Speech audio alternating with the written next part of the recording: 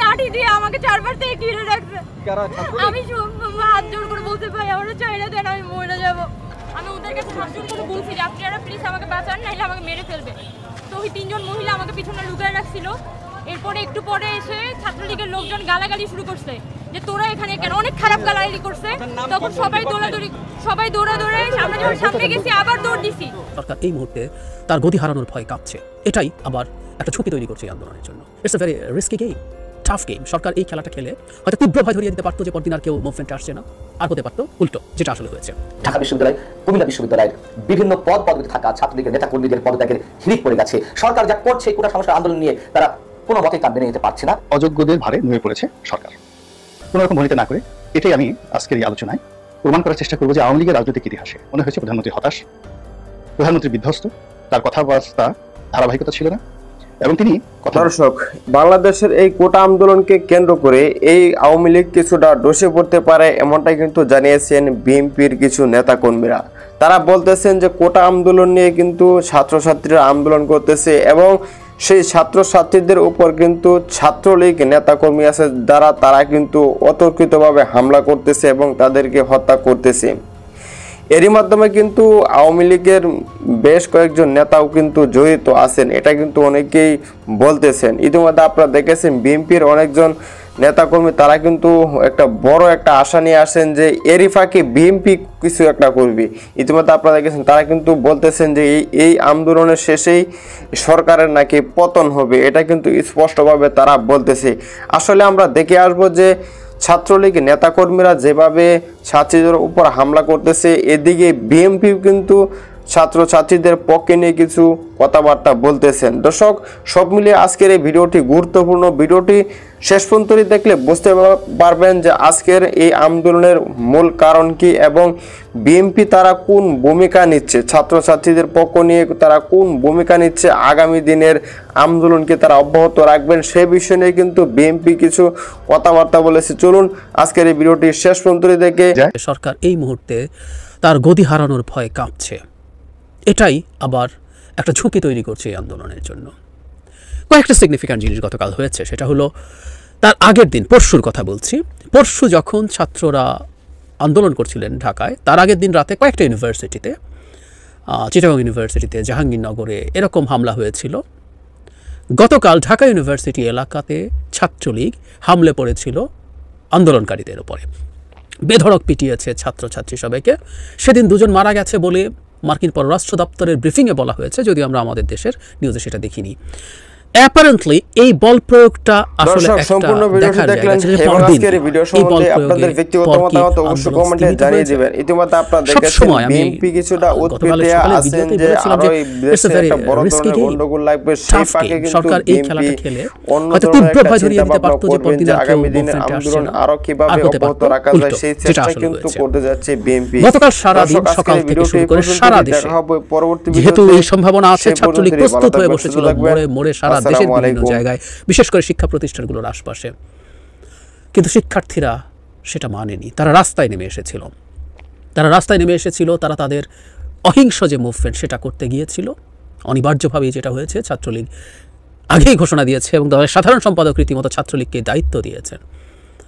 তারা সেই দায়িত্ব পালন করেছে সুচারুরূপে। পুলিশকে সাথে নিয়ে, পুলিশের সাথে দাঁড়িয়ে তারা গুলি করেছে, তারা ঢিল মেরেছে, তারা পিটিয়েছে কোটা আন্দোলনকারীদেরকে। প্রচুর ভিডিও চারপাশে ছয়লাভ হয়ে গেছে। বাংলাদেশে একটা অ্যানার্কি চলছে, বাংলাদেশে কোনো স্টেট ইজ নট ফাংশনাল, এই জিনিসটা প্রমাণ হয় এটা দেখে।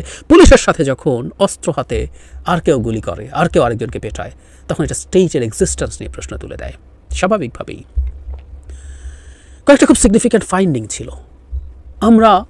আমাদের মধ্যে এক ধরনের, আমরা যারা পলিটিক্যালি একটু সচেতন মানুষ, তাদের মধ্যে এক ধরনের পারসেপশন থাকে, সেটা হচ্ছে বেসরকারি বিশ্ববিদ্যালয়ের স্টুডেন্টরা, তারা পলিটিক্যালি খুব একটা কনসিয়াস না, তারা তাদেরকে নিয়ে ব্যস্ত থাকে, তাদের একটা বিশেষ ধরনের জীবন দর্শন বা লাইফস্টাইল আছে, সেটা নিয়ে তারা থাকে, তাদেরকে দিয়ে কিছু হবে না। কিন্তু আমরা দেখলাম যখন বিভিন্ন জায়গায় চাপ তৈরি হচ্ছে, ঢাকায় কয়েকটা প্রাইভেট ইউনিভার্সিটি বিভিন্ন জায়গায় তারা রাস্তায় তাদের অবরোধ তৈরি করেছিল, তাদের ব্লকেড তৈরি করেছিল।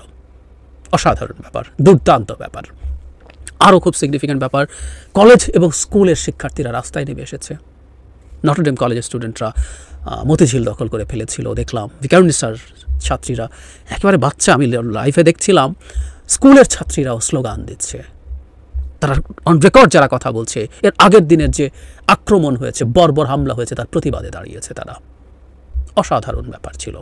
সুতরাং এই আন্দোলনটা ওয়াইড স্প্রেড হয়ে গেছে এবং এই যে একটা ট্যাগ দেওয়ার চেষ্টা করা হয়েছিল সরকারের কাছ থেকে যে এটার উপরে এটা বিএনপি করছে, জামাত করছে ইত্যাদিতে, যদিও সেই দেওয়ার চেষ্টা হয়েছে, আমি সেই জায়গায় আসবো।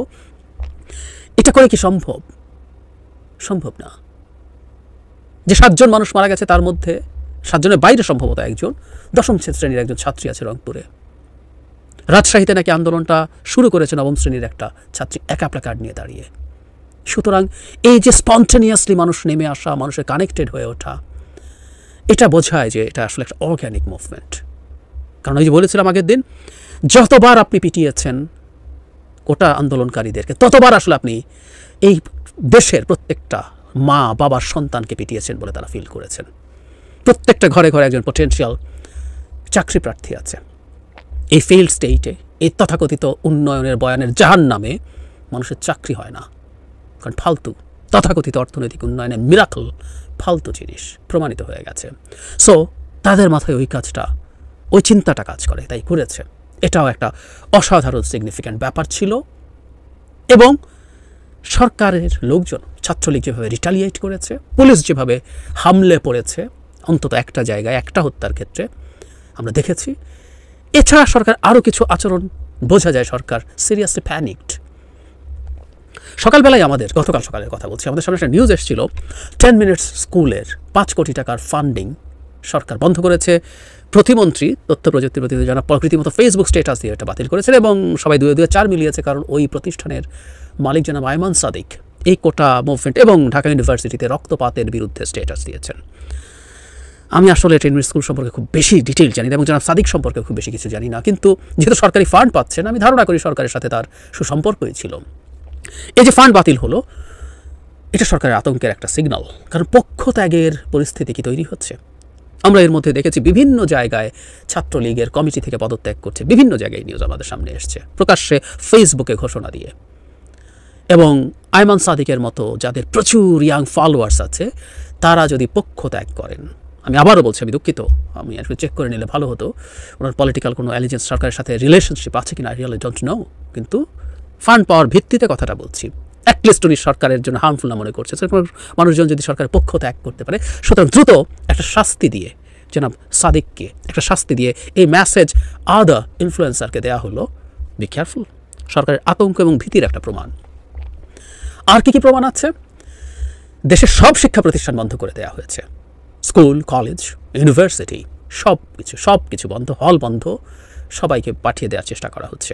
কারণ ধরলাম বিএনপি জামাত মানে মোটিভেট করে লোকজনকে রাস্তায় আনবে, এত সোজা, তার মানে বিএনপি জামাতের কথায় সবাই নেমে পড়ছে। বিশেষ করে স্কুল কলেজ, মানে আমি আপ টু এইচএসসি বলছি, এই বাচ্চারা যদি রাস্তায় থাকে এটা আবার বিরাট বিপদের ব্যাপার, ওদেরকে পিটিয়ে তুলে ফেলা সহজ না। তারা নামবে কিনা আমি সেই আলোচনায় আসবো পরে, কিন্তু এই যে সব বন্ধ করে দিল, সরকারের আতঙ্কের প্রমাণ, ক্লিয়ার প্রমাণ। বিজিবি ডিপ্লয় করা হয়েছে। আমরা পুলিশকে অনেক ক্ষেত্রে, এর মধ্যেও সম্ভবত কোনো ইস্যুজ আছে, 2-1টা জায়গায় পুলিশকে অনেক বেশি মারমুখী দেখা গেছে। রংপুরে সাইদকে হত্যার সময় দেখেছি, এছাড়া খুব বেশি মারমুখী এবার পুলিশ ছিল না। সরকারের সাথে, মানে পলিটিক্যাল সরকারের সাথে টানাপোড়েন হোক, কোনো রকম কোনো বৈশ্বিক চাপের কারণে হোক, ফলে বিজিবি ডিপ্লয় করতে হয়েছে। বিজিবি ডিপ্লয় করাও আসলে পরিস্থিতি যে আপনার নিয়ন্ত্রণের বাইরে এবং আপনি যে ভয় পাচ্ছেন তার আরেকটা নিদর্শন। যদিও বেশ কিছু জায়গায় বিজিবিকে পাল্টা স্টুডেন্টরা রেজিস্ট করে এগিয়ে গেছে, এই ঘটনাও ঘটেছে। দুর্দান্ত সাহসের এক প্রদর্শনী দেখলাম। সাইদ যেভাবে বুক চিতিয়ে দাঁড়িয়েছিল, মরে গিয়ে গুলি খেয়েও, এদেশের হাজার হাজার লক্ষ লক্ষ শিক্ষার্থী সাহস নিয়ে বুক চিতিয়ে দাঁড়িয়েছে। তার ভয় পাওয়াতে চেয়েছিল সরকার, কাজ হয়নি, তারা সাহস নিয়ে দাঁড়িয়ে গেছে। অর্থ ও অস্ত্র দিয়ে যারা কোটা সংস্কার আন্দোলনকে ভিন্ন খাতে নেওয়ার চেষ্টা করছে তাদের তালিকা গোয়েন্দা পুলিশের হাতে। মঙ্গলবার মধ্যরাতে বিএনপির কেন্দ্রীয় কার্যালয়ে অভিযান শেষে ঢাকা মহানগর গোয়েন্দা পুলিশ প্রধান হারুনুর রশিদ জানান, শিক্ষার্থীদের আন্দোলনকে ঘিরে সক্রিয় স্বাধীনতা বিরোধী কয়েকটি সংগঠন। আবুল কালাম আজাদের রিপোর্টে বিস্তারিত। ঘড়ির কাঁটায় রাত 12টা ছুঁই ছুঁই। বিএনপির কেন্দ্রীয় কার্যালয়ের আশপাশে বিস্ফোরণের বিকট শব্দে বেড়ে যায় আইন শৃঙ্খলা বাহিনীর তৎপরতা। অবশ্য এর কিছু সময় আগে থেকেই দলটির নয়াপল্টনের কার্যালয়ে অভিযান শুরু করে গোয়েন্দারা। সেখানে বিভিন্ন কক্ষ থেকে 500-ও বেশি লাঠিসোঁটা উদ্ধার করে তারা। অভিযানের এক পর্যায়ে পাশাপাশি দুটি কক্ষে 7টি দেশি বিদেশি পিস্তলের সন্ধান মেলে। বিএনপি কার্যালয়ের টয়লেটে পাওয়া যায় শতাধিক ককটেল। এ সময় 7 জনকে আটক করে গোয়েন্দারা। ছাত্রদল এবং তার অঙ্গ সংগঠনে আমরা প্রায় 7 জনকে আমরা গ্রেপ্তার করছি। এর মধ্যে একজন হলো, তারা অনেকেই দৌড়ে পালিয়ে গেছে। তার মধ্যে একজন ছাত্রদলের সাবেক সভাপতি শ্রাবণও রয়েছে। মধ্যরাতে কেন বিএনপির কেন্দ্রীয় কার্যালয়ে অভিযান, এর ব্যাখ্যাও দেন ঢাকা মহানগর গোয়েন্দা পুলিশের প্রধান। স্বাধীনতা বিরোধী কয়েকটি ছাত্র সংগঠন তারা আজকে বিভিন্ন জায়গাগুলিতে তারা আজকে কিন্তু মিছিল সমাবেশ করেছে। প্রেস ক্লাবের সামনে আগুন লাগিয়েছে। সেটা কি কোমলমুখী ছাত্র এসেছে? একটি গ্রুপ যেমন অর্থ দিয়ে বিনিয়োগ করছে, অস্ত্র দিয়ে সরবরাহ করছে, আবার তারা গুজব ছড়িয়ে বিভিন্ন পরিবেশটাকে বিভিন্ন দিকে মানে ঘুরিয়ে নেওয়ার চেষ্টা করছে। তারা যারা ষড়যন্ত্রকারী, যারা এই কাজটি করেছেন, আমরা মনে করি তাদের সকলের নাম আমরা পেয়েছি। দলের কেন্দ্রীয় কার্যালয়ে গোয়েন্দা পুলিশের অভিযান নিয়ে রাতেই বিএনপির পক্ষ থেকে প্রতিক্রিয়া জানানো হয়েছে। পুরনো তারা